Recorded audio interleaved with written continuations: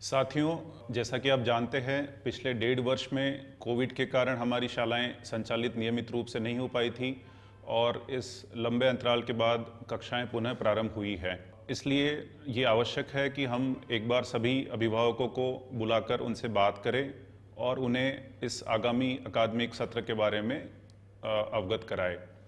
तो 15 से लेकर 17 सितंबर के बीच में पीटीएम पेरेंट टीचर मीटिंग का आयोजन किया जाना है। जैसा कि आपको विदित है, आपको ये सुनिश्चित करना है कि सभी अभिभावकों को आप व्यक्तिगत तौर पर मोबाइल से कॉल करके सूचना अवश्य दें।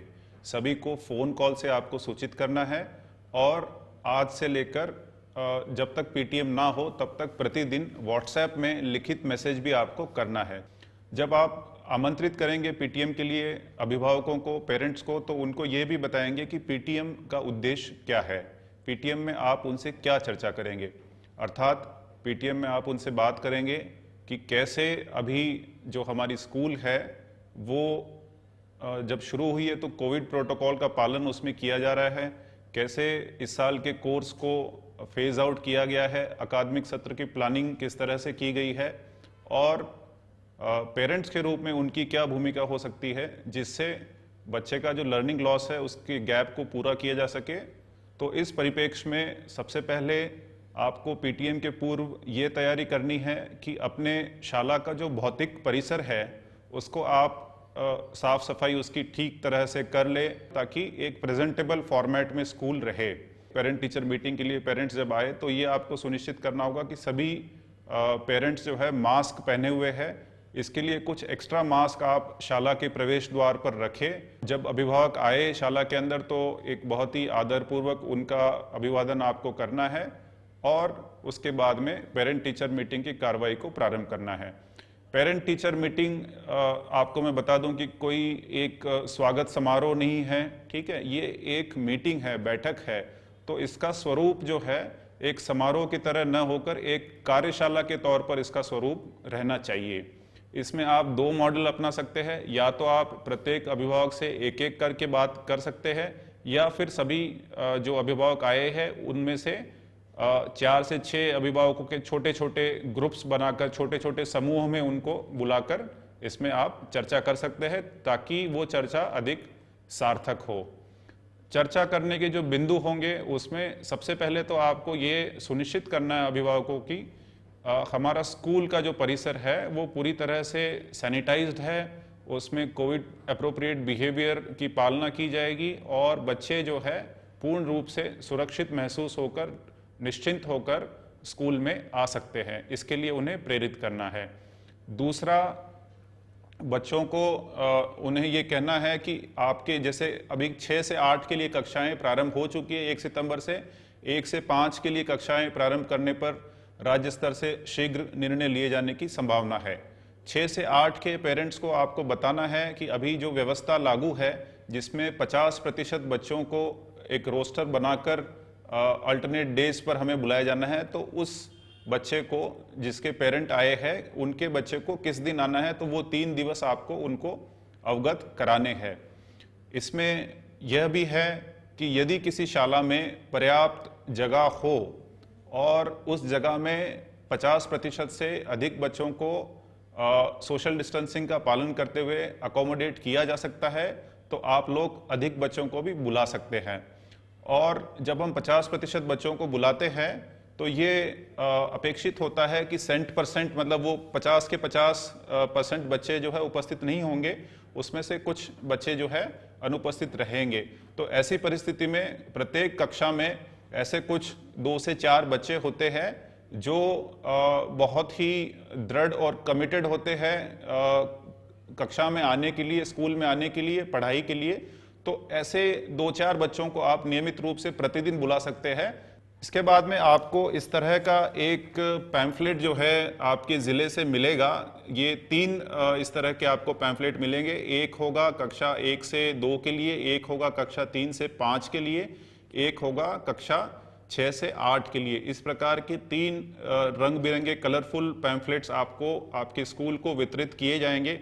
ये पैम्फलेट आपको प्रत्येक अभिभावक को अनिवार्य रूप से इस बैठक के दौरान जो है उनको देना है।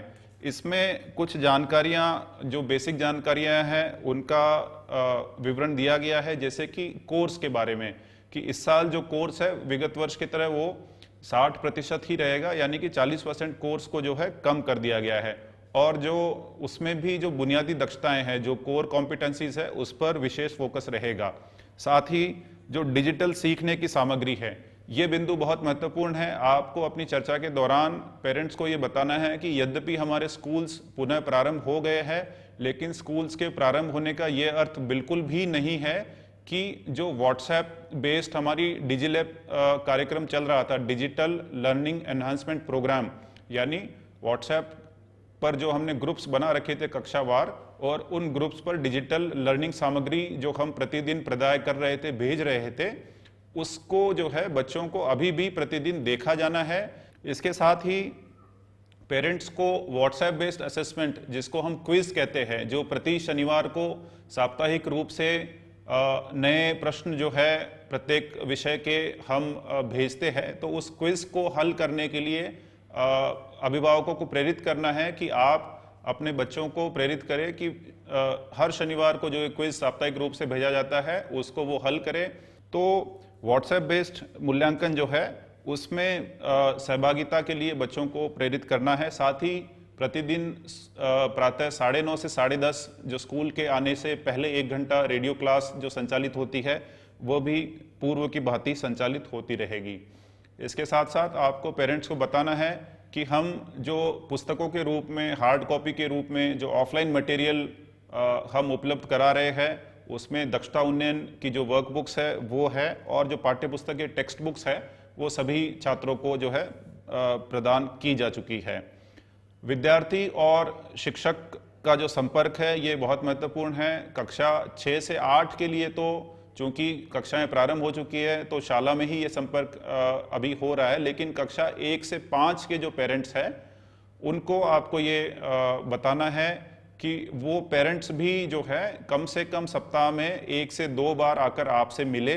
साथ ही साथ आपसे भी अपेक्षा की जाती है कि आप भी गृह भेंट करके अभिभावकों से चर्चा करें। जो पेरेंट्स स्कूल में नहीं आ पाते हैं कक्षा 1 से 5 के, उनके घर जाकर आप होम विजिट करके आप उन पेरेंट्स को जो है अवगत कराए और उनसे स्थिति जाने उनके बच्चों की कि क्या उनकी पढ़ाई जारी है अथवा नहीं जारी है। यदि उनकी पढ़ाई जारी नहीं है तो उन कारणों का पता लगाकर उनकी जो समस्याएं हैं उनको हल करके उनकी पढ़ाई को रिज्यूम करने के लिए आवश्यक प्रयास किए जाए।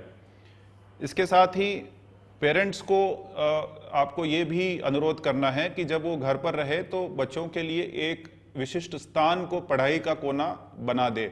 2 से 3 घंटे जो है बच्चा वहाँ पर पढ़ाई करे। 3, 5 और 8 कक्षाओं के अभिभावकों से आपको नैस के बारे में चर्चा करनी है, जो नेशनल अचीवमेंट सर्वे, राष्ट्रीय मूल्यांकन सर्वेक्षण है, जो 12 नवंबर को आयोजित किया जाना है, उसके बारे में चर्चा करनी है, उसके महत्व को बताना है और उसके लिए किस तरह से जो अभ्यास प्रश्न हमने राज्य शिक्षा केंद्र से आपको दिए हैं उनका उपयोग किया जाना है और बच्चा किस तरह से तैयारी कर सकता है। जहाँ तक कक्षा 8 की बात है तो कक्षा 8 के लिए हम अभी ये निर्देश आपको लिखित में देंगे कि प्रतिदिन 3 घंटे जो है दोपहर 2:30 बजे से लेकर दोपहर 5:30 बजे तक प्रतिदिन 3 घंटे नैस फोकस्ड आप तैयारी कक्षा 8 के छात्रों की कराएंगे। जहाँ तक मूल्यांकन की बात है तो मूल्यांकन के बारे में बताना है कि यदि स्कूल्स खुल जाती है तो नॉर्मल जैसे परीक्षा होती है उस तरह से परीक्षा से ही मूल्यांकन होगा, और यदि जो स्कूल नहीं खुलती है तो जिस तरह से पिछले वर्ष प्रोजेक्ट बेस्ड असेसमेंट हुआ था उसी तरह से प्रोजेक्ट बेस्ड असेसमेंट होगा। एक पूरे साल का एकेडमिक प्लान आपको उसकी गाइडलाइंस आपको प्रेषित की जाएगी पीटीएम के पहले, तो उन गाइडलाइंस को आपको अभिभावकों को बताना है। उस गाइडलाइन का मैं बेसिक स्ट्रक्चर में आपको बता देता हूं कि पहले सितंबर और अक्टूबर का जो महीना है, यानी कि ये महीना और इसका अगला महीना जो है दक्षता उन्नयन पर कार्य किया जाएगा।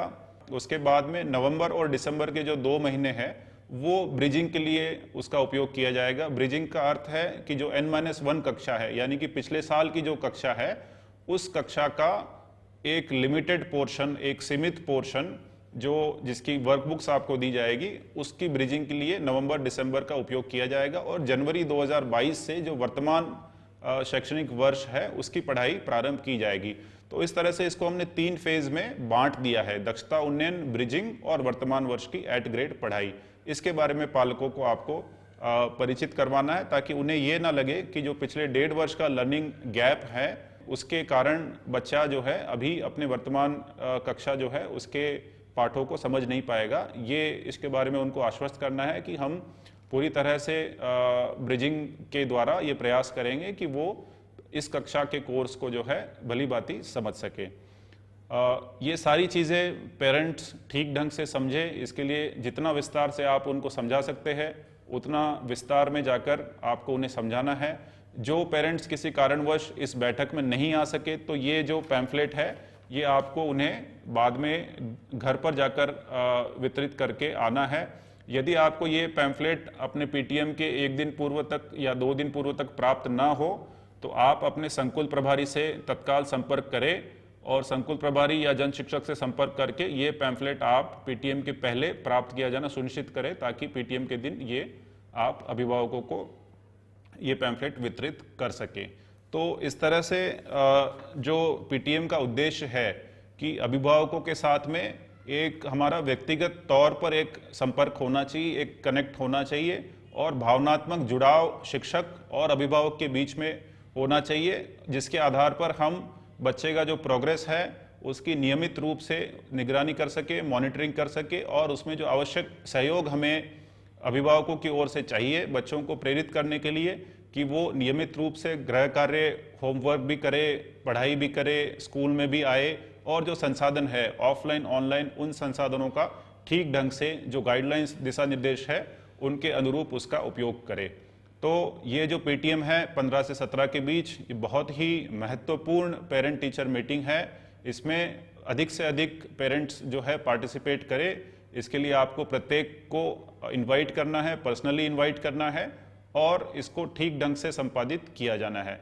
मैं आशा करता हूं कि आप लोग इसको बहुत अच्छे से बहुत ही सक्सेसफुली ऑर्गेनाइज करेंगे। इसके बारे में यदि आपको कोई शंका हो, कोई डाउट्स हो तो आप अपने संकुल प्रभारी से या जन शिक्षक से संपर्क कर सकते हैं या राज्य शिक्षा केंद्र के किसी भी अधिकारी से व्हाट्सएप पर आप इसमें संपर्क कर सकते हैं। धन्यवाद।